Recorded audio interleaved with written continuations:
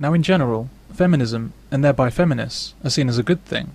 It's believed that feminism was created by women to free themselves from male oppression. They say they want genuine equality with men, under the law, at home and at work.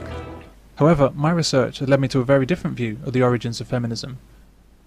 The true purpose of feminism is hidden in plain view and has nothing to do with men or women. Instead, it concerns hatred, money and power. I aim to show you that feminism has not liberated women from oppression. One cannot liberate a group that's already free. Instead, rather than liberate women, feminism has actually created their real oppression. Women's choices have not increased with feminism, they've reduced. Before feminism, women could choose whether to work or not. Now they increasingly have no choice. They have to work. Feminism hurts women deeply. Indeed, it was created to do so. By encouraging all women into the workforce, feminism has disrupted family life, with a resulting negative effect on children and relationships. Life has become more expensive due to feminism, with higher taxes and house prices. The pace and pressure of work has increased, and life has become more difficult for everyone. Women have gained little if anything from feminism, but they've lost a great deal. But, and I say this with as much respect as possible, women have been too stupid to see it. Women don't get the plot even at this late stage in the game.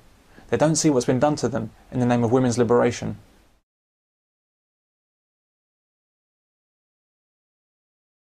Feminism is understood by most people to be about equality between men and women.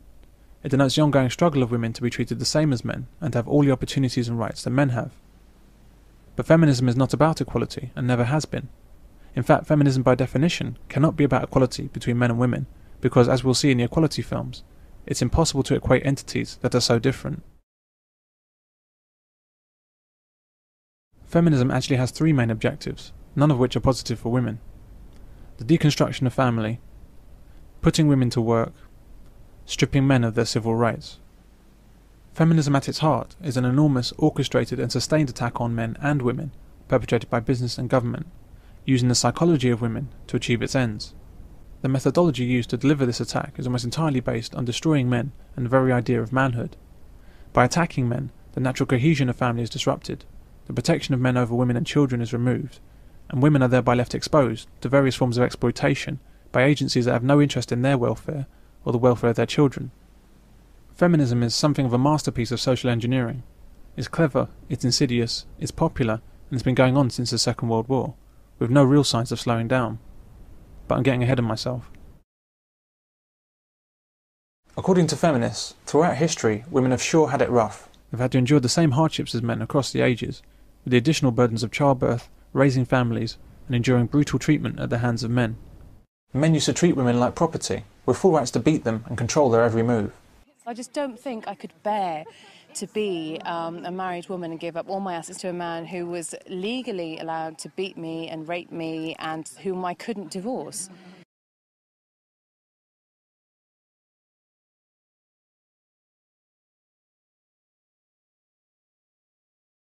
Men dominated women's lives from early childhood and didn't allow them to gain an education or join the workforce or make free choices with their lives. The oppression of women still occurs today, especially in the Middle East and third world countries. They're a reaction against the traditional role expected of women there. And these are the gloves that Iranian women have to wear. So this is kind of about expressing yourself through something which is supposed to suppress you as an individual. Exactly.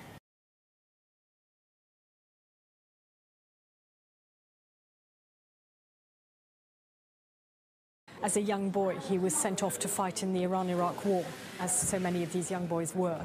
So he survived the war, but obviously it completely scarred him.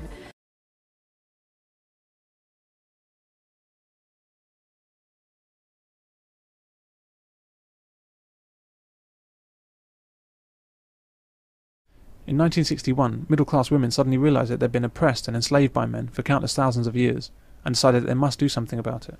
These women examined every aspect of their lives, and decided that everything bad that happened to them, and indeed everything bad in the world, was the fault of men. Women were good and men were bad. It was that simple. The idea of female superiority really took off with women for a number of reasons. First, like the greatest magic tricks, it wasn't new. Feminism is based largely on the philosophy and politics of Karl Marx. Put simply, Marxism says that all of the troubles affecting one group of people can be explained by the actions of another group. Marxism has been an extremely popular political system around the world because it caters to a very basic flaw in human nature, the desire to blame others for one's troubles. Feminism exists, indeed can only exist, by blaming men for a multitude of crimes. Feminism told women that men were the cause of all of the troubles they faced in life, and women liked that. Second, people really like the idea of being better than other people. Feminism basically flattered women, and women have swallowed it all, right down to the last drop. Feminism told women that they were naturally good, whereas men were naturally bad. The only reason that men ruled the world was that they used their brutality and evil cunning to keep women down. Women really liked that. Third, people really liked the idea of being free and having no obligations. Feminism told women that they needed to break free from the shackles of oppression that men had imposed on them and do whatever they wanted to do. They didn't need to be mothers or girlfriends or wives. They should not be kept by any man. Women should shake off the shallow roles in life that men had forced upon them. Women should have every choice in how they lived their lives, just as men did. Women positively wet themselves over that. Women thought about all of this. Women met for coffee while their husbands were at work, and had passionate discussions about how bad life was for them, and worse, how boring it was. Women then took to the streets and demonstrated about the oppression they faced. Women demanded that all of this change, so that women could at last be free. Well, that's the view many women have of the start of feminism, but this is entirely wrong.